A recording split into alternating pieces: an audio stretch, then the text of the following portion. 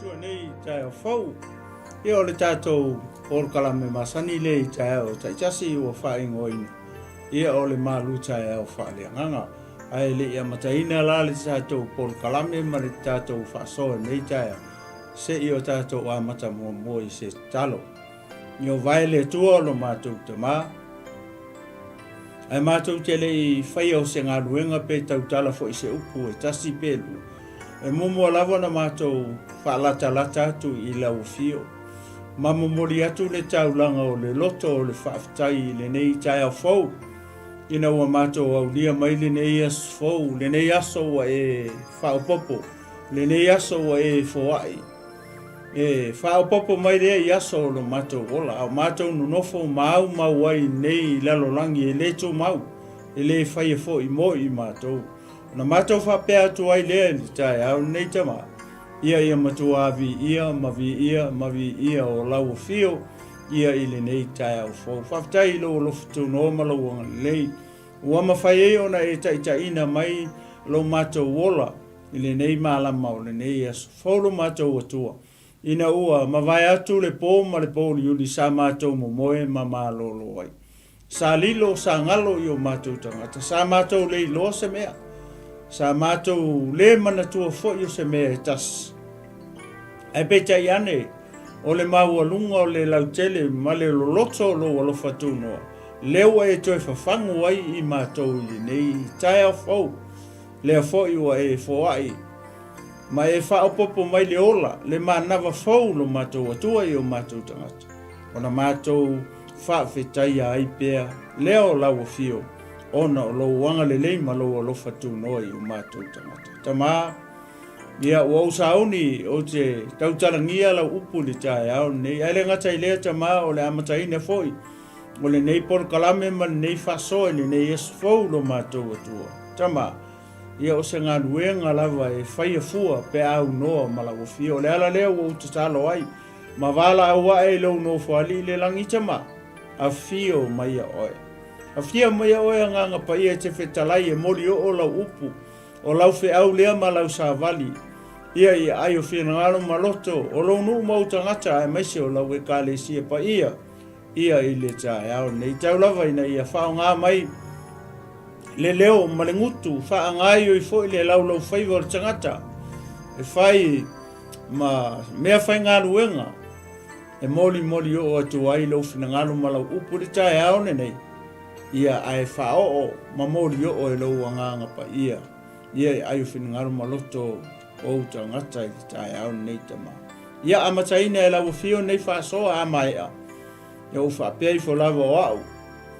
O le au na e lea ngā. Ai amatuavi ia oe. Nei masa oma. Se o atu i le whaavau lava. Ia i lau suafa pa ia, le suafa maualunga, le suafa lautele, le suafa loto, le suafa o lo tumu i le alofa, ma le alofa muti vali. Le suafa leo o lo mato li i o Yesu Keriso.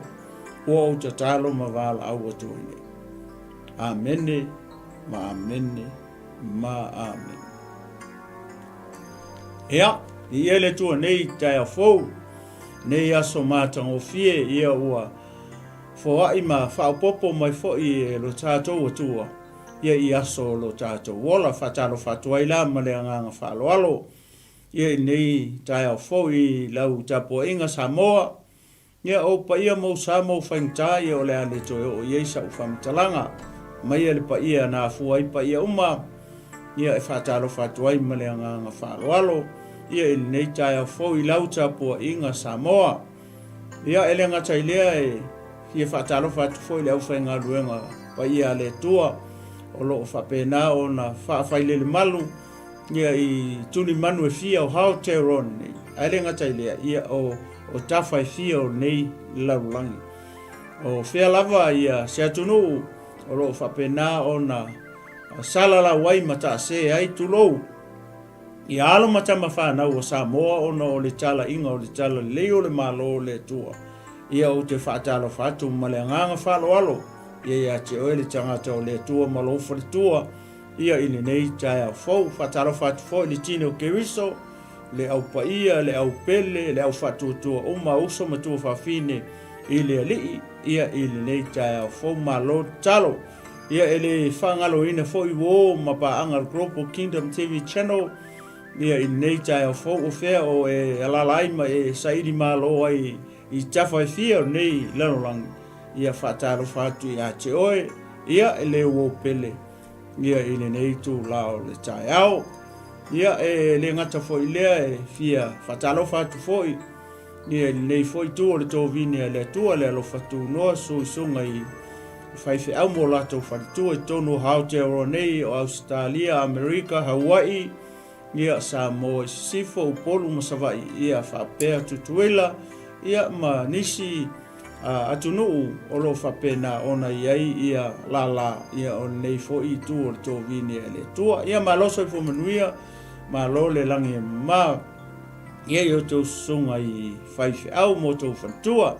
ia ele whangaloina fo I se whatalofa ma se whaafeiloai sio mato 𝗗𝗏𝗙𝗒𝗏𝚘 sunga ia e lia tawai ia o lo afio nei ma lala I tonu o popo e Amerika Samoa ia whataro whatu ma whaafeilo e atu ma le nganga whaaloalo ia te o tangata o le tua ia ili nei taeao fau ia le talo ia iai le whamalolonga le tua le tino le mawhauwhau ia sili lana whamalolonga whaaleagaga ia te oe le tangata o le tua le talo ia maua lau tō whawhale tua ia wale tausinga o le lafu ma moe ake riso I so ia o se whatalofa lea o se whaafeloa I maleanganga whaaloalo ia I o paia Samoa ngā taireo lau whaingauranga paia le tua le tino ke riso ia uo ma paanga a inga ma uo ia o lo fia pea e mafuta mai ia matuli au puina pea nei 𝚗𝚑𝚗𝚑𝚜 ia ma nei fo ia la leo ma nei ala ata ia ma lo so fo manuia ia ili nei taeao fo ia ai lei la lo le tatou 𝚗𝚑𝚗𝚑𝚜 le taeao nei ia FTM moli atu le whamalo ma le whaftai tatou sponsors o ma ia I company 𝚟𝚒𝚙𝚢𝚘 company alo ma tama whanau o Samoa ia o loo fia pea ma tutu mai foi le taeao I lango foi ma sosoani nei ala leo ma nei ministry ia ua lava le whaalau te leina ia o le malo le tua ia nei la rangi lo to a fio ai mo tatou no foi ia ngata foi lea o nisi o ekalesia ia e maise au na le tua mo lato fatua ia o lo whapena foi ona tutu mai le taeao ia e lango ai le nei ala leo ma nei ala ata ia ele o iei se taui ma se manuia o le Global ia ma se susunga le I whatonu Pastor Mike man ne foi au nanga leta talo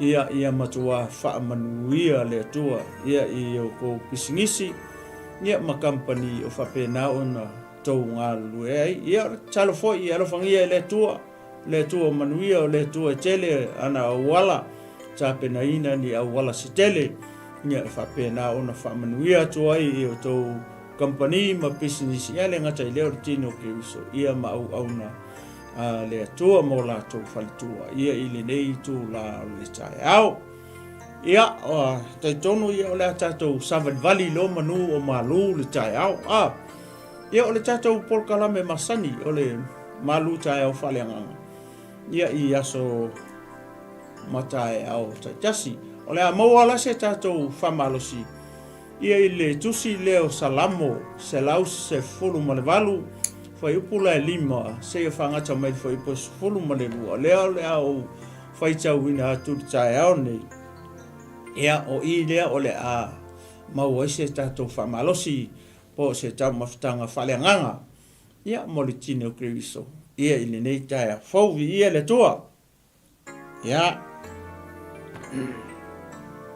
Salamo se laus fulu walu a matalai fai tau le foi upo e lima ia e whangata mai lai I le foi upo e se fulu male lua ia ia le tua o I lea o loo iai nai foi upo I po nai vesesi ia lea o le a fai atoa se tatou tau mawhitanga faaleagaga nei taeao fau ia la o le au fai tauina na o walau atu ia yo Iova ilo upua puanga.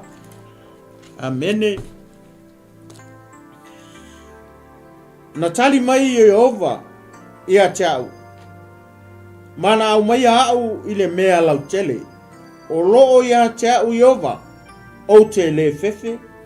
Se ase mea fai e tangata ia chau.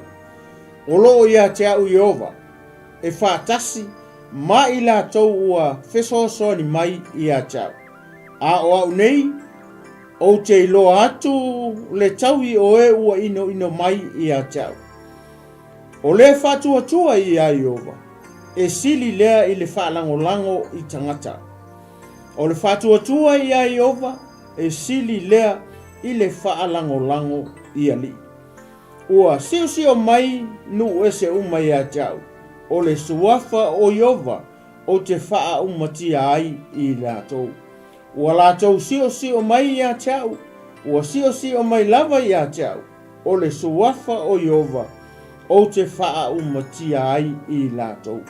Na la tau siu mai i a chau. Wha pei o lango meli. E ti neia i la tau. Pei o le afi la au tala. O le suafa o Iova. O te wha umatia ai i la tau. Ia, lewa e whalongo maritutoa i le taeao nei vesesia. Vesesia mai le whai upo e lima i le whai upo sifuru ma le lua. Leana o whai tau ina atu nei le taeao. A le whai unga le whai upo e sifuru ma le lua. Leana e whalongo ma e whafufonga mai i le taeao nei. Leana o whai tau atu. E whaatolu le lei ona mention pe tau fo ile e ta vita le upulia. Whai mai o le suafa o Iova o te wha umatia ai i la tau. O le suafa o Iova o te wha umatia ai i la tau. O le suafa o Iova o te wha umatia ai i la tau. E wha kolu le lei o ngā kau e ta vita ia upu ia i le. E lalo i le vesle se fulu lua. A tatou nofo nei la ma tatou mawhauwhau ma wawa ai le lei fo i lea i vese se umai e pei o la matanga mai o le. Ona o whai tau mai le vesle se fulu lima.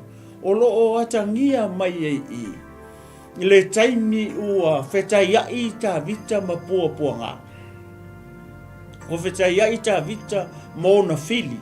Ma i la tau o lea e ika fo i lea i atavita. Ale ue whalongo i le taeao le. Le manaia o se tangata fo i lea na te iloa lona atua. Ma ngai o se tangata na te iloa le atua. Ma ngai o se tangata e masani i le atua. O lea le taimi le ua o mai i atavita. Le ua o mai taimi o na pua ngā. A o mai la taimi whape i lo soifua ma so o fo i ola. O whea me tātou te anga ia. O ai tātou te mau ai se whesosoani. O ai tātou te sa ili i ai i se whesosoani po o se tali i pua ngā leo o mai i lo soifua ma lo fo i ola. Leo e whalongo i ai le taeao ni. Kwa mai ata vita. Na o wala a watu i le atua. O na tali mai ai lea o ia i o pua ngā. Samoa, le au keusiano le au whatuatua. Uso matua whawhine le li. Le au paia ma le au pele le taeao ni. Oe le te mai moa mai sila mai le taeao ni. Leo e whalongo i ai. I tala ale tangata leo ua whawhisanga i ma pua ngā. Leo e whalongo i ai. Ni le tala le tangata leo o ngā whaisinga whawhita uli o lona o langa. O le ase whi au mai e i mo oe maa uma i tātou uma le tine o keriso le au pa ia i le taeao le. O lo tau soifua mo tātou wola i se soifua ngai whapea haso uma. E le solo le lei i so uma. Tātou te whea ngai ma whawhita uli. Tātou te whea ngai ma whaingata. tātou te whaafsāngai ma pua ngā ma whaingata I lea aso, ma lea aso, o le ao a toa ma le pō. Ai whaafetai I le tangata, e o mai whaafitauli, e o mai pua ngā, e o mai whaingata I lona soifua ma soifua I ola, ana te iloa lona toa. Lea lau e whaalongo I. Ai wawai nei I vesi I lunga e wha. Lea mua ona whaamanatu mai e tā vita I a Israel. E whapena fo I lea le taeao nei. O le upu lea lea tua. Lea o ke kaukala kua I whao ngai lea tua lo ngutu se I tu lou. E whaamanatu atua I a te oele kerisiano. Le tangata whaatua tua. Le tino keriso le au paia ma le au pele ma le au whaatua tua. Mai le taeao nei. Le ua whao ngala e lea tua lo ngutu. Ea, e whaamanatu atua I a te oele te mai moa mai. E whaamanatu mai ai I a te au lea o te tautala atu. Lea tua. Lea tātou te au auna I. O Iova le whameta vita. I lunga I vesesi I lunga I. Tasi le whamai ea. E whaavavau lona lofa. O le atua le whamai e whaavavau lona lofa. O le tātou whesoso anina. O ia lena e whaafafonga. O ia lena e sila. O ia lena e tali mai. Pe a whai e te masani ma o masani. I le o langa vivi I le atua. E le mawhai o na tali mai I le atua. Pe a whai tātou te mamao mai ia. Pe a whai tātou te sosola ma le atua. Pe a whai tātou te eo ese mai ova. Ai a whai e te rau masangi lea, ma lau masangi lea, ma le masangi lea o le au whatua tua. I taeao o auli o a fiafi I aso uma o loutou soifua ma so ola. O le tātou lifestyle lea, o le vivi I lea tua, o lona winga, o ia lava lea, o Iehova lava lea, o le atali mai I o pua ngā mani o fo I whaingata. Nea la wai whalongo I le taeao ni. Nea ua whaamanatu mai e tā vita I a Israelu. Ia o tō vivi I atu I a Iehova. Aisea awa e whaavavau lona lofa. O le alofa o le atua e whaavavau. O le alofa o le atua e le liliu. O ana nafi o le aso e o atu I le whaavavau. E le liliu. E le liliu le atua lea. E le liliu le alofa lea. O le alofa e tō mau. Whamai e ale tusi lea Ioane no mata upo e whaa. Whamai a o le atua o le alofa lava ia. Lea lawa e whaalongo I le taeao nei. Lea o mai pōpua ngā mawhaingata o tawita. Ai whaafetai I le tangata. Whaafetai I le kerisiano. Whaafetai le tangata whatuatua. Le whaalongolongo mai le taeao nei. Ma whaafofonga mai le taeao nei. Ma mai mua mai le taeao nei. I le whaamanatu. Atu o le upu o le atua ia oe mahau ma I tātou umai le taeao nei. O le fesili, e whaafewhea o na whesosoani, e whaafewhea o na tali mai le atua ia oe mau. Pe a whai tātou te masani le vivi.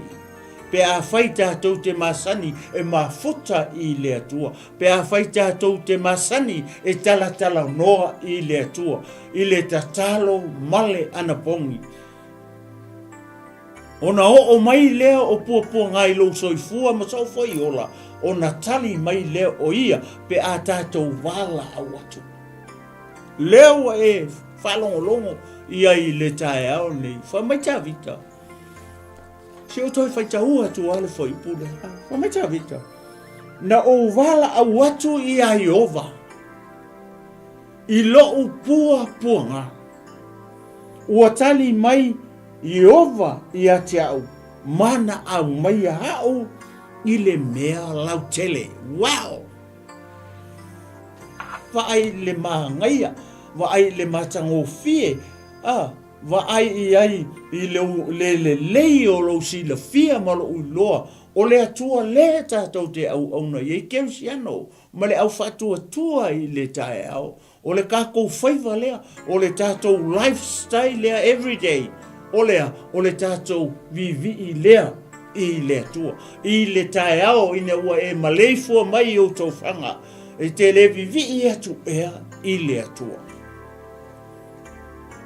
o le tāua lea o le tātou mafuta ma vivi ma pepese ma whaamanū ma pati ma sisiva I luma o le atua I aso uma o loutou soifua ma so fo I ola aua e aile taimi e o mai ai puapuanga ma o lo tātou wola I seolanga o le makua I tele o puapuanga ona o le saua o le lii o le raurangi ni e tau mawhai mai e le petia oe whamaia na sau sa kangi e kolu a mea nga sau sanga tang ha kangi whaia oe mau mai tātou le au whatua tua nga sau e nga oi na sau e fasi na sau e wha umatia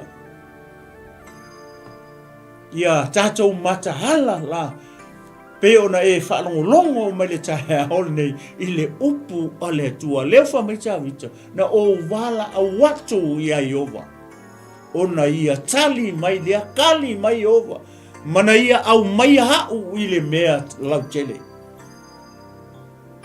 whawhea o whawhea au whawhea I tātou le tino ke riso ma le au whatua tua I le taeao a whai o lua whea ngai mani pua ngā mani whainga tai le aso nei o le mea te le nofo kasia I lalo mai e wala au I le tua le ale me te le aluai I le mea lilo le ale me te le aluai I lo uawheawhe ngā oe ona e wala au le I le tua pe a whai le uasi mai pe a whea atu ni pua ngā I ate oe a le ua whalango I ea whai mai ona tali mai lea o Iova mai ia au mai a hau I le mea lautele o le fia ave I tātou I le nofoanga lautele o le fia ave I tātou I le nofoanga ea e fi le mu ai o tātou wanganga leo e whalongo ia tāwita I le taimi le nei ma le taeao nei whalongo fai lea ia whamai lea au mai hau I le mea lautele o lona winga o le nofoanga lea le pua ngā ai le tangata e le o se nofoanga le lei o se nofoanga ngā wā o se nofoanga palapala o se nofoanga vāpiapi o se nofoanga foi lea matanga le ia le tangata a le whamita vita na ia wala au atu ia Iova ona tali mai nea so o ka vika lea sai I le nofo it's a dangerous place where he was whawhea oe ni taeao ni o whea le nofoanga le te iei o se nofoanga le lei po se nofoanga pua ngā po se nofoanga e ongo lamatia e lo soifua malo wola ni taeao ni a lewa whalongo ni tala ale perfecta po li tala ale whai Salamo whamaina alanga a whai le wafe atu ni pua ngā au ke ngofo o le taimi o lea o le taimi o e mau mai tātou te alanga I la I le tu aisea langa le wafe mai pua ngā ma whainga tā ia ke o e mau mai tātou uma ia I le taeao le nei lea lau e whalongo I whamai le o le sifo ipu le whamai o loo ia te au Iova wow upula le lengo whai atu ai whamaita e whaakolu le leinga kau e kawika o loo ia te au Iova le ua mai pupuanga ma ngai o le mai pupuanga ma whainga tā I lo soifua ma lo wola o lea e a te I tātou Iova whamai ata vita o loo ia te au Iova o le fesili le taeao nei le au fatua tua ma le au keusiano le tino ke riso uso ma tua whawhine I le alii le au paia ma le au pele le au fatua tua I le taeao nei o ia te oe Iova o ia te tātou Iova o ia te hau le atua o le fesili le mo tātou uma le fesili mo tātou uma aisea le anga te tau ona ia te tātou ia Iova. E te tau ona ia e te tātou le tua. Ai sea, a wa a o mai loa la pua ngā mawhainga tā I lo soifua, ma lo fo I ola. Ona alea, o ia la le so ani mo, oe mao mai tātou.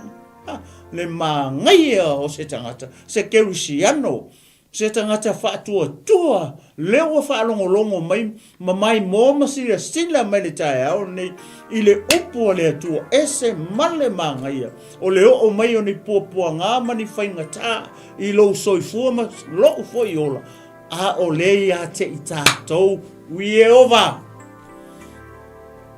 Whaakolu le nei, ona mensen pe tau talata vita I le Salamo lea. Whamai olo o ia te au Iova. Olo o ia te au Iova. Olo o ia te au Iova. Wow. O mai sau paki e vi e le tua. Pe a whai o le ia te oe. Ia Iova le tae au nei. Ia le tua. Vai whau nei. O le tangata e ia Iova.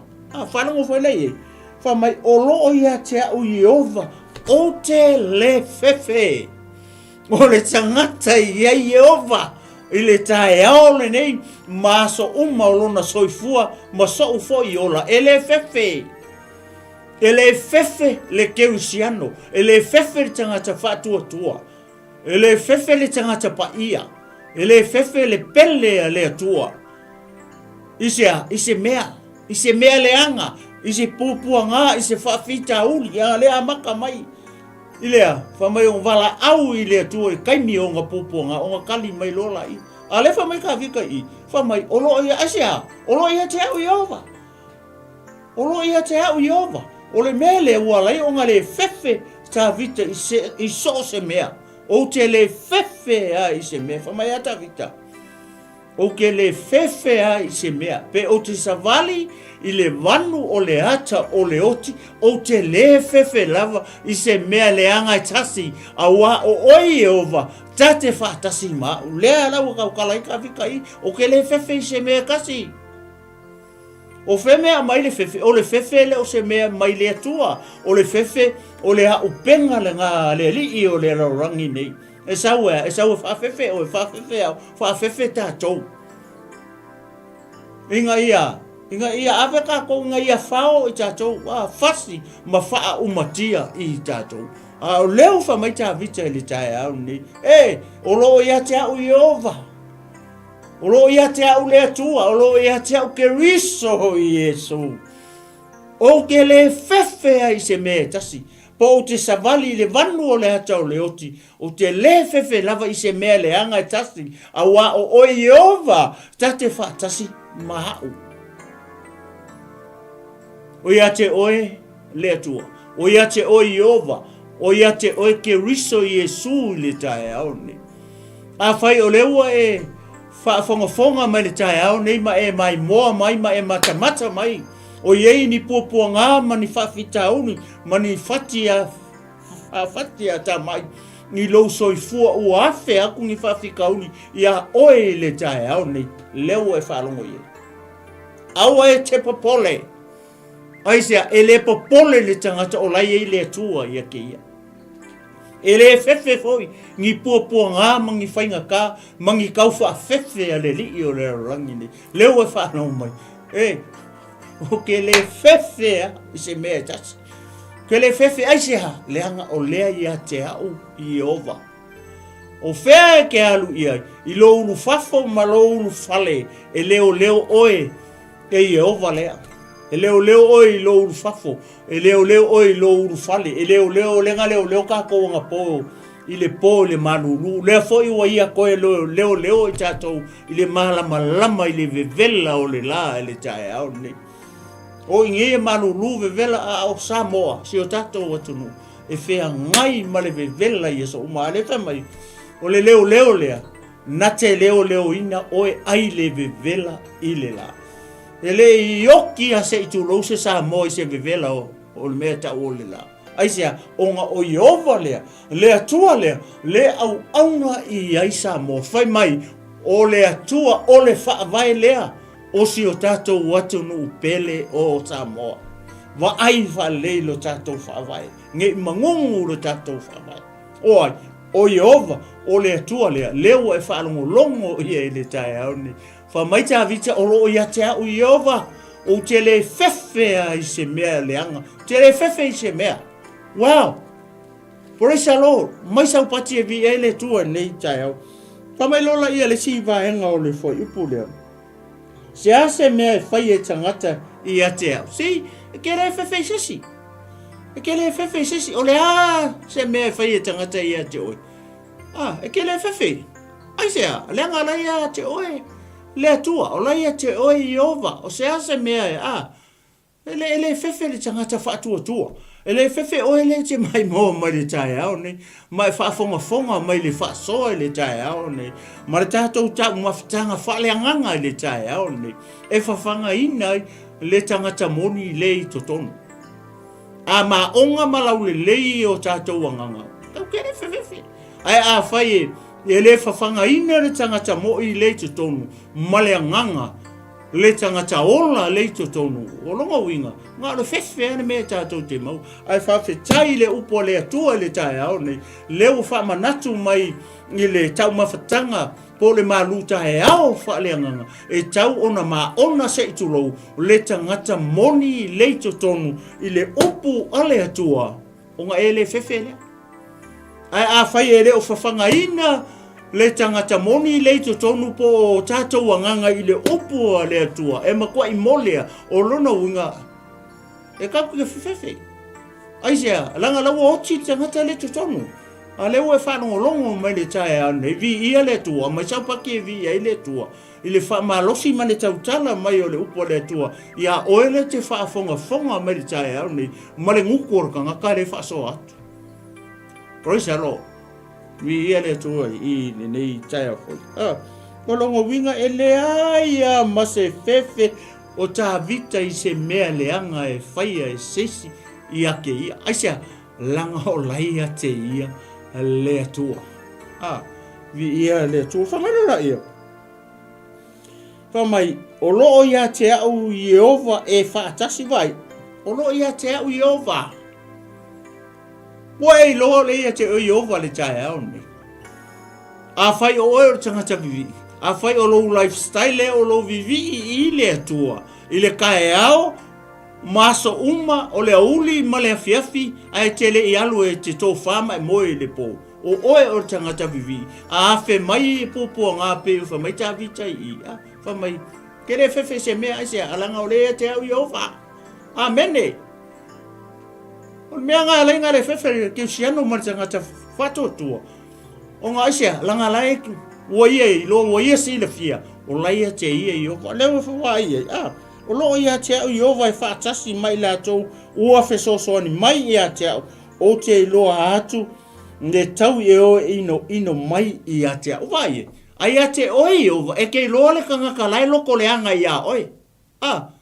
E loa e kei si le fia. O te loa le tangata. O lai loko le anga. Ma fau me le anga mai ia kako. Pe a iai ova ia tātou. Po whea me kami a ko i whaai lesi ro makua. O whea me ui i whaai lesi kaule e lea o le teine tala vou. E ke si la fia le lei a winga o tangata ia. Aisea, langa lai a te oi ova. O lai a te oi le atua. O lai a te oi le nganga o le atua. O le mealanga e ke si la fia ai o e ma i latou o le ika mai a oi. E ke si la fia ai ma o iloa. Mo tatou iloa o kako fili. Aisea, langa lai a tatou le atua.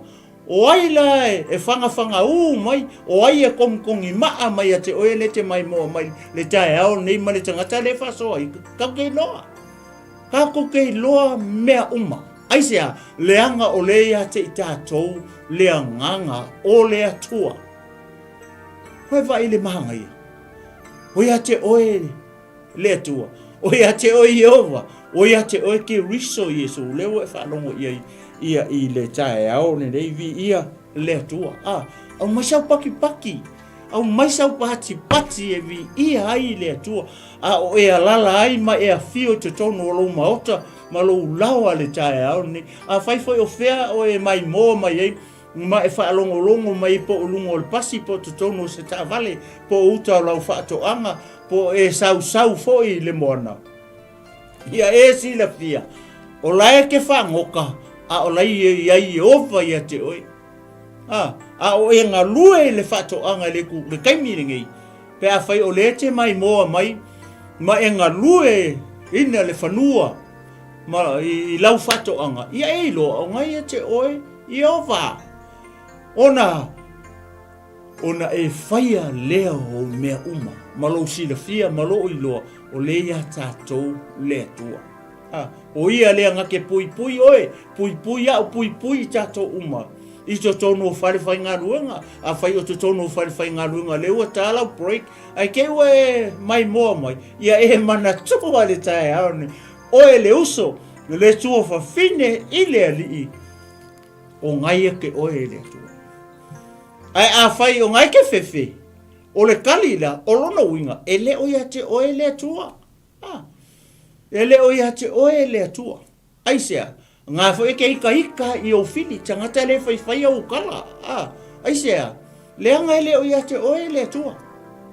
Pe o na whai mai tā vita i o le māngaia, le wha malosi ma le upo lea tua i le tae au nei. Ne whai mai tā vita, o lo oia te au i ova. O le whesili le tae au nei, oia te oe i ova i le tae au nei. O whea ngai ke alu e pe ke alu e whakau, pe o nai te alu le tāwale, ma e mata mai, ma e kilo mai, ma e mai moa mai, le whaasoa le tae au nei, a whai o oe o le tangata whatuatua, a whai o oe o le kerusiano le tae au nei, ia awe lau ka wale, ma e i loa, o laia te oe Yehova. Ai wa ai a kui morimu muku, ai wa ai a ku o sama mai, prepare to stop. Ai leo le vai atu o lau sama mai a o kerusiano ala o omi aro vai ngai pasi aku la i moli sama ai kilo ku o ku ala i mersailing e leo ona e mana tua le tae ao nei ele o ia te o la i ova ele o ia te o le tua ai sia leo a soli ku la fo mai an moli sama sa ungi ku le tele o tātou, e wa ai aku o lau o sama mai, ai kuli ai manga o e alu i le sama. Lau e alu i le tū la fono, sa ungi e ku. Le ala mea le wa e whaia, wa e le sa ungi e te tū, a wa e sa ungi e ke lele mori lang sama. Lala winga mori sama, sa ungi e tū. A le kele o ke usiano, ma o e le te mai moa maritai au nei o ke aka. Vahe le au, ngā o le upo o le atua. O le tangata, e le atua, o le tangata e Yehova, i lona o langa, ki kilo koa u sama mai. Saungi e ku. A le whape wa ai atua sama, a la tu. E whape ngangi a mio in keisia. E whape ngangi ni kerusiano, o lai e le atua i o la tau o langa. E le whape ngā. Vi ia le tua mai sau kau langa paki e vi ia le tua nei tae au fo e kei loa lei o fili mai la tau le fai mai a te oe e kei loa lei ala ko ami o sia langa lai a te oe le nganga o le tua lai a te oe le tua vi ia le tua o mai o te loa atu le taui oe ua ino mai ia tia ke lo le kau ia le tangata ino mai ke au man kala ia oe man tangata le fai mai ke lo le kau ia ka fapenga vi ia le tu fa mai la ia wa mai o le fa tua ia yo e sili le i le fa lango i tangata o le fa tua ia yo e sili le i le fa lango ia li ma ngai ia o le tangata ia yo vai lona olanga o le tangata whātua. O le tangata e iai lea tua i lona o langa. E iai lea tua i lona loto po lona mawhauwhau. Ea o le tangata whātua.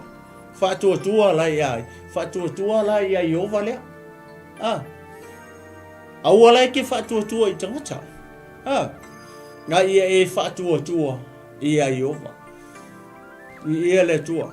tangata iai le atua o le tangata whatuatua. Whatuatua la i le atua. A le whape iai le atua i lo soifua malo ora e whakua i tangata. Ma e lango i le tangata. Ia e whatuatua i le atua. Ma e lango i le atua i mea uma. Praise the Lord, vi ia le atua. O le tangata iai le atua. O le tangata e lango i le atua. O le tangata e wala awatu i le atua. O na tali mai lea o le atua. O le tangata nate, o le tangata iai le atua, na te sila fia lelei, na te iloa lelei, le taui o e ino mai o ita mai i a te ia. Po oi, po au. Ia i le taeao nei, ia le tua. Fa mai iloa la ia le si fo i pulea. Ia. Fa mai ua sio mai nuu ese uma i a te o le suafa o Iova. Ue vai upupo ngala ia. Fa mai ua sio mai nuu ese i a te a. Manga ia i o le mele la fa umato e tato fa malosi le tae aone nei. Fai mai. Ua sio mai nuu ese uma i a te au. O le suafa o Iova o te faa umatia ai i lato. Wow. Lea, le tangata le iai Iova. Le iai le atua i lona o langa. Lona soifua ma lona ola. Leo e faa longo iai i le taeao nei. E ke mawhai alanga whai ne mea. Nye whai mai e ta vita. O le suafa o Iova. O te wha umatia ai i latou, o e ingo mai i a tea. Vi ia le tua. Kikiro o le tala le, o le tala i le taimi o le whiangainga tuai.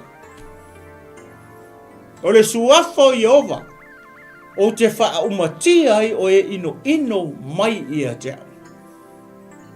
Whawhera keimingi. Whawhera taimi nei ua tatou i. Ia se umakako o i, se kakikiro mo le mele whai mei ta vita i. Le lau ko whai tau atu uma whamai. Na la tau sio mai i a tea u wha.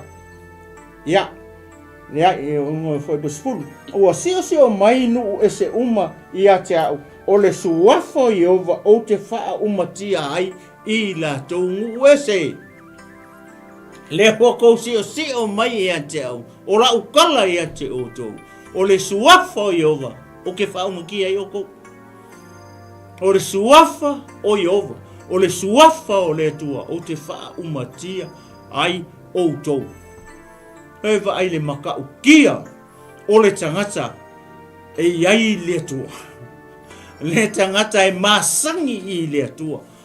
Le tangata e woma le atua. Le tangata e sila fia e le atua. O ia la e fesoasoagi mai ai le ala ua whalongo i upo tawita o kou ungu ese o kou ia kou ke ingo mai a te au o ke whaiaku ia te utou o le suafa o lo atua o le suafa o Iova o ke whaumaki ai o kou wa le matango fi e kali mai le atua le tangata vivi le tangata mafuta o mai la poponga e vai poponga vai mele ufa mai tawita i ngu ese o kou ngā o kou ingo mai a ta vita o kou ngā o kou ingo mai i a te au o le suafa o Iova o te whaumuti ai o tau si whakau kore swai pura mai ua ua la tau sio mai i a te au vai lan mele o tupu i a ta vita he's in the middle. He's in the middle of nowhere. Ale awa mention mai whamai o tongu ese o tou le lalo langi. Lewa kou sio mai au. Whamai le vesele. Ua la tou sio mai a te au. Ua sio mai lava i a te au. O le suafa o Iova o te wha o mati ai la tou. Ua la tou sio mai i a te au wha apei o lango meli. Wow. Ia feololo arsi o lele i lango fo i wa le ingi kui fo ngai i lango fo i le mai kukui me ai pe tu tino tangata le lango le ka mai e fai le kui o kamare O lango meli, o le wha tusa I lango meli. Whalango whalawe. Wha mai, ina la tau sio mai a tia u wha a pei o lango meli. Ia o lango lai e whai o lako kui. E kui fo ele le leo mai kui e tangata. Ma sting ele kingo o tangata e ki ngā. Whalongo kupe ke si paka ele wea. Le wea e kise. Kama ia. Ale wha mai o sio mai whapei o lango meli. O rongo winga o na makua I kau whe. Ai au. O tangata ia si o a tawita e whanongo wana o ia.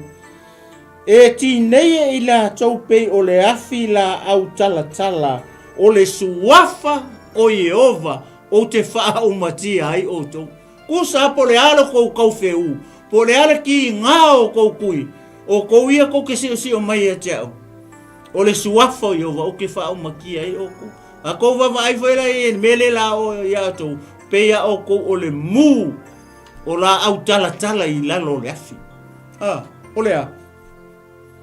O le a susungu. Susungu e le suafa o Yehova.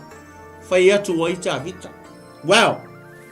Ia, o le koa ke le aranga o tangata le e ngei.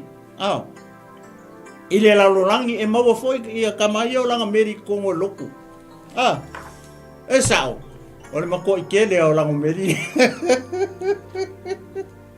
O le makua I ke le o langa meri le kongo o le lotu. Ale, be careful. Ale wai wha longo mai ia. I le meo le lango meri. Ma le tangata whai, ma le tangata foi le loto wha maangalo. Le tangata loko leanga. Le kangaka whai kakala. Le tangata wha kupu kala. Whai kala wha kupu. Pepelo. Ale wha mai, o le ala wha tusa tangata wha pena. I le lango meri. So le e ki ngā o upu, e ki ngā o kala, e makui kui au kala. Pei o le ki ngā o le kui a lango meri au mea ngai whai kongo le karisia ke iso. O mai sau pate vi ai le tua. Wha mai whalai. Wha mai. E ti neia I la tau pei o le afi la au tala. Vai. Wha mai. E ti neia I la tau pei o le afi la au tala. O le mea le o ia o e paki ngau me whai desi naka. Pe a ika I desi tangata I tonu o le kalesia ke wisi. O even I ko kongu lava o lo a inga. To tonu o whanewhai ngaruenga. To tonu o nuu, tonu o fio anga. To tonu o le malo o Samoa. Tonu o le whainga malo. O lai e kele le meo le lango meri le e tonu. A ngalo le lango meri. Le whai mai I o le ati neia la o e I le afi. Wow! Vi ia le tua. Ia ili nei tae afo. O kangaka ia kau kalela fiango pa ia le tua. O kangaka ia le sa si o a tavita. A le whai mai tavita. O le suafa Yehova. O te wha o matia ai. O tau vi ia le tua. Ia ili nei tae afo. E au whele ua kako o ia. Ua mai. Ia. O le tangata nei o tavita. E ese male mali o le olanga o tangata nei o tavita. Pei ona o whai atu. O le olanga ma le upbringing o le olanga o tavita. Na a mata mai fea. Na a mata mai le whatoanga. Le meala le wha mei tavita ma wha manatu mai a Israelu. Ina ia vivi I la le nuu I le atua. Ia vivi I la Israelu I lo lato atua po Yehova lo lato atua. Leanga o le mele lenga whai e tavita mai a o lai kiki ai o I le lafu mamoe po le pa mamoe. Lea sa leo ai tavita I le ao ma le po mai o lai titi. Lea la o le maangai o le upu leo a tautala I tavita I onga fili. O lo a mai se fe au mo tatou. I le ngata o lea e mai se o le tangata lea e iai I ova ia ke o. O loo ia te hau I ova. O loo ia te hau lea tua.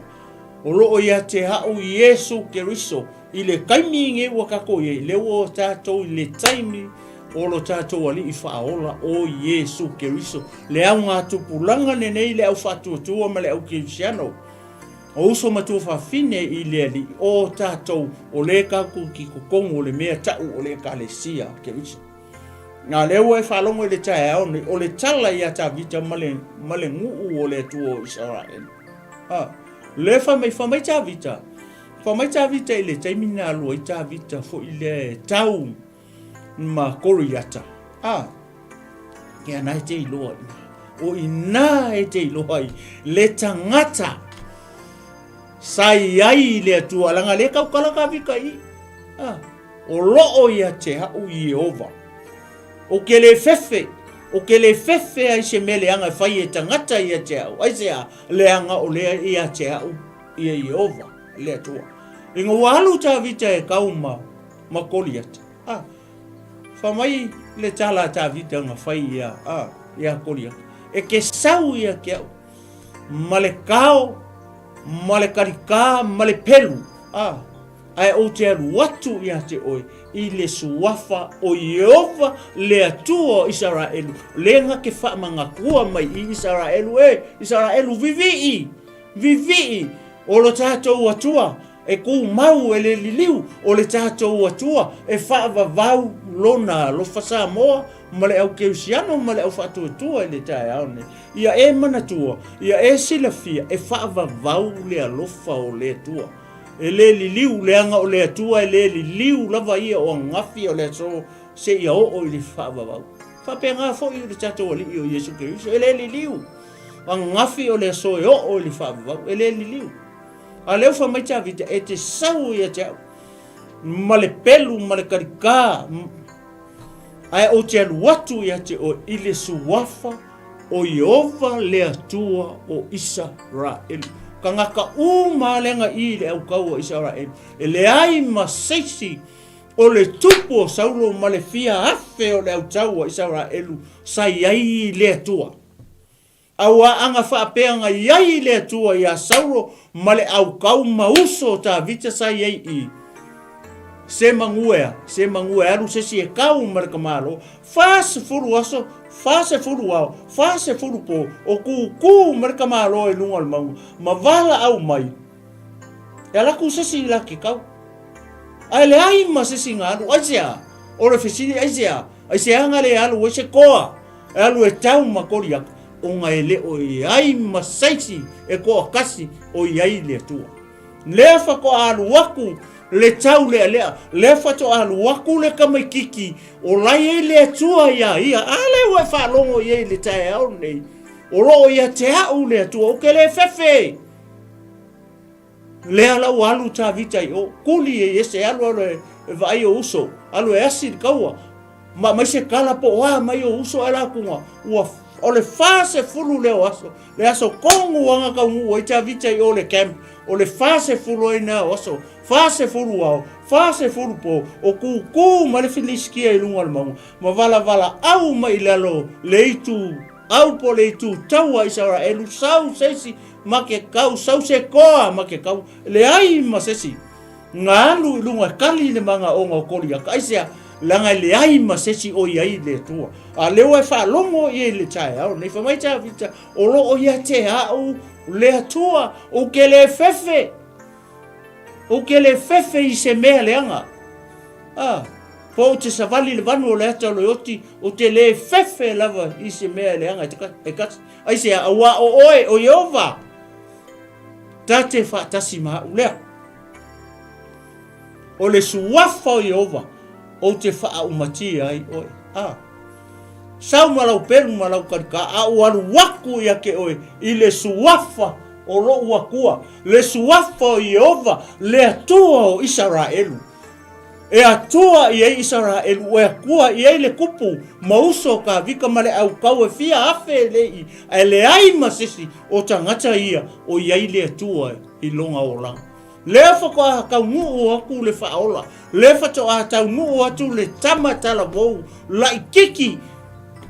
O lai ei le atua I longa o langa. E whewai me mafuta ma le atua. E loe ta vita lona atua. O le tangata vivi lefa mai e le salamo o langa salamo le I lima se fulu ma le lima whamaia. o ke kangi aku o ke uio atu ia te o le taeao o le auli ma le afiafi ona e whaafofonga mai lea o le lifestyle lea o tawita o le mafuaanga lea ngā close i le mafutanga a Yehova le atua o Israel matawita aisea leanga o le tangata vivi leo o mai pupu ngā mawhaingata wha mai ka vika o ke le whewhea se mea kasi o ki se vali le vanu o le ata o le oti o ke le whewhea se mea kasi aisea leanga o Yehova tate whaatasi maa le hala ue whaalongo ia le whai unga lea o le suafa o Yehova o te wha umatia i o tau lea e ke sau ia ke umare kao mare karika mare pelu ai o te watu ia te oe i le suafa o Yehova le atua o Israel o le aso le ngei o ke whai aku o hea ke oe o ke vavae e se eilo ulu o nei loa lea le lalurangi uma o loo iai le atua ia Israel le aso ngei o le aso ale ngei e vaai ei uma le lalurangi o le iei le atua ia Israel Salamo ma le au keusiano ma le au whaatua tua i le taeao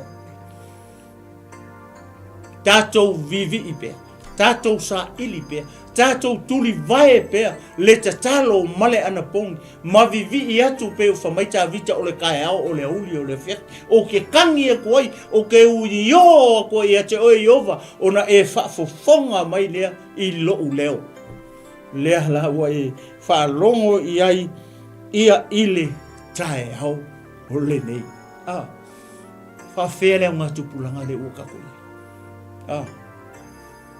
o ai le ngoa, o ai le suafa, le tātou te tau ai. Leanga o kākou leo o le whea ngai ngofo. O le suafa o ai kākou ki kau. O le suafa o ai kākou ke mangu māloa. O le suafa o ai kākou ke kali e tua i pōpua ngā mawhaingata. Kākou ke le o kau makangaka. O le kākou kaua e whaa lea nganga le tātou tau. O ai le kākou ke kau le kaningei Samoa. Kākou ke le o kau maisi kangaka. Kākou ke le o kau makonga pe o mea sa sau ai yaso ngā mua. O ai le o tātou tau. O le o le kākou kaua e whaa lea nganga le tātou taua. Whaa lea nganga le tātou taua. O le mea le kau ai o ngā kākou o ofu i ofu tau ato toa mai i le atua. O le fusi, o le whaa maoni. O le ufi fata o le ami o tonu. O le tali pupuni o le whaatua-tua. O le pelu ale atua o langa upu lea. Ma le pū lou o le o le tanga ma se e vai o le tala le lei. O le kākou kaua e wha lea nganga e le wha le tino o le tātou taua. Lewa uma na au mai le pule ia te oe. Maha au mai tātou uma. Le tino ke riso i le kai au ngei. O le suafa o Yesu Keriso. Lewa mai le suafa o Yesu Keriso. Ma au mai le pule. Fa mai Yesu o te su inatu ia te o tau le pule. E soli ai ngata ma akarava. Ma wha malolo ai mai makuli ai ke mongi. Kau ke leo koe kau matangata pe o le kaua lea. Lewa tato iei le taimi o le 𝚗𝚑𝚙𝚢𝚑 Keriso. O le tato taua. O le taua wha lea nganga. O te whai atu ia te oe, i le suafa o Yesu alu fafo. Le suafa o ai, le suafa o Yesu, le nei au ngā tupuranga ua tātou iei le whenga inga fau. Le ua tino, ua liu tino tangata Yehova, le asa hawha o ngā e tā vita i tua. A o le au ngā tupuranga le nei, le 𝚗𝚑𝚙𝚢𝚑 Keriso, le ua fio mai, ua liu tino tangata Yehova, le atua. E ala i lona alo o Yesu Keriso, lewa sau e avaku le pule ia ke oe. Wa avatu le mana, the power, wa avaku ia oe maha uma i tato uma, ka kouke ka winga i le tato taua, faa lea nganga i aso uma. A whaila o malorongi mai makukungi, pipili masava vali, ia te oe maha uma i tato uma, o lona winga. O lea iai Yehova i lau soifua masou fo i ola. O whailonga ia. Whamai e muli atu fo. E muli atu foi. Nei whailonga i e whaatua uma. kukuli ke mong fa kuku fa malolo mai fa mamale pela fa tutu e woti ole nga ole suafa oi ole suafa o Yesu leanga fa nga le ulu ai fa se au fa nga le au apostolo fa nga Paulo o te fa yatu ya te oe ile suafa o Yesu ole aka waso oe ka waso loa mai apete o te fa yatu ya te oe ile suafa o Yesu le ale me ulu pepelo ele nga pa ia o kupe uma ia pa u so la lo oki kama lo sau fa fingi on me kasi le ale me ulu pepelo e le nga pa ia pa u so la lo oki ile suafa o le suafa o lo tato wali o Yesu Keriso ia anga le mai le anga pa ia o le tua nei aso ia matua fa ato atu nei mata upu ma nei fa soa ai mai se o le tato tau mafutanga faaleagaga i lenei taeao ina ia tau so ina i pea o tatou tagata e le gata o lenei taeao ma lenei aso o aso uma o loutou soifua ia masou foʻi ola tāua tele le fafagaina o tatou agaga e ala i le upu a le atua ia faamanuia mai le atua nei taeao la tatou faiu se tatalo i o vai le atua o lo matou tamā faafetaitele mo lau upu le o lo toe whamanatu mai ai ia i le tino Keriso le au paia o le au pele le au whātua malava o uso matua whawhine i le ani nina ia mātou tū mau pēa no mātou vivi i pēa masa ili atu pēa i la uafio le tatalo male anapongi ina ia tupu pēa lo mātou whātua ia so uma o lo mātou nei ola lo mātou atua la fo ia tu ile ngaruenga mai e alo wanganga pa ia ta mai le taeao nei ele atoa ele mala ma fo tangata i sautala le ie lo atu anga le ia tu wanganga pa ia mai ia fa mala mai ia molio o ai o finangalo maloto ia o lo nu mo tangata e mai se lo e ka le sia pa ia i le taeao nei ta mase upu se tala ia o tala i wale longo tamali ma le longo mali e luma o lau sila whanga tama whamangalo mai au o lau o ia lo atu ma le mana lau putai au ni tama lave ina se nganga mo lo malo ai sili ona whamalo si ai le tino Keriso ina ia tasi le tino Keriso tama whamangalo mai au pe a whai ua se sa upu ma sa utala e ala le whasoa le tai au ai matuavi ia o e nei masa uma te o atu i le whaavavau lau. I lau suafa pa ia, i lau suafa malu, i lau suafa sili ese, i lau suafa maualunga, i lau suafa lau tele, i lau suafa lau loto, o lau suafa o lo tumu i le alofa, ma le alofa muti vale. Le suafa leo lo matoli i o Yesu Keriso, ua o tatalo mavala, au atuaine. Amene, ma amene, ma amene. Ea mai a te nei le tinu umalo fomo fulu ia o te fatu Salamo ia le nei tu la taeao tu fasoifu Salamo.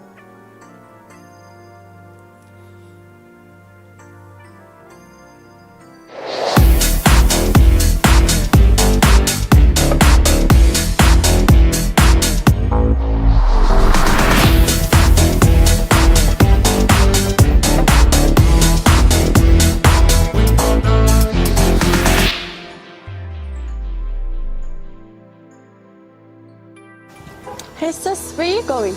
Oh, I'm just heading out to find a place to send money to my uncle in Samoa. Oh, why waste time and petrol? You can use UP Group Money. You can send money to Samoa and it's really fast. Really? Yeah. Can I sign up online? Yeah, it's really simple. Sweet, I'll do it now. Okay, bye. Bye. Sending money to your loved ones in Samoa has never been easier with UP Group Money Transfer. Our service allows you to transfer money quickly and securely from the comfort of your home or anywhere in New Zealand. Your family and friends can conveniently pick up the money from over 40 villages across the Polo and Tirau. No matter where they are, we've got you covered. Our user-friendly online platform makes sending money a breeze. Just visit www.upgroupmoney.com. Sign up and start sending money in minutes. We're here to help. If you have any questions or need assistance with signing up or sending money, please don't hesitate to contact our friendly support team at 09558 2896 or 0800 877 328, or visit us in the office at 6/22 Station Road, 𝚟𝚑𝚙𝚎𝚘, Auckland 1062. Experience the ease and reliability of UP Group Money Transfer today. Your family and friends in Samoa are just a few clicks away from receiving your support.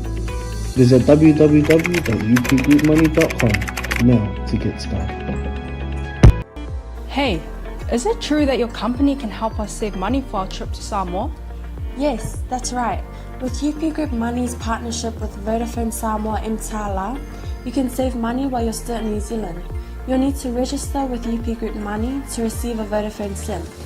Once you have your Vodafone Samoa SIM, you can start sending money to yourself through your UP Group Money account to your 𝚘𝚘𝚢𝚘 account. You can only withdraw your savings when you're in Samoa. Oh, that sounds great and straightforward. Can I do my registration online? Yes, you can register for UP Group Money online. However, if you need assistance, you can come into our office and we'll help you out. For 𝚘𝚘𝚢𝚘, you'll need to visit our office to register and collect your Vodafone Samoa SIM. UP Group Money, in partnership with Vodafone Samoa 𝚘𝚘𝚢𝚘, offers you a unique way to save for your trip to Samoa while you're still in New Zealand. Here's how it works. First, register with UP Group Money.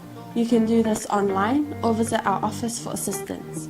Second, receive your Vodafone Samoa SIM. To complete your 𝚘𝚘𝚢𝚘 registration, you'll need to visit our office. And lastly, start saving. Use your UP Group Money account to send money to your 𝚘𝚘𝚢𝚘 account. The best part, you can only withdraw your savings once you're in Samoa, ensuring you have funds ready for your trip. Wow, that sounds really convenient. I can't wait to start saving. Exactly. So why wait? Visit our website to register with UP Group Money today, or stop by our office for any assistance. Make your trip to Samoa even more enjoyable with our hassle-free savings plan.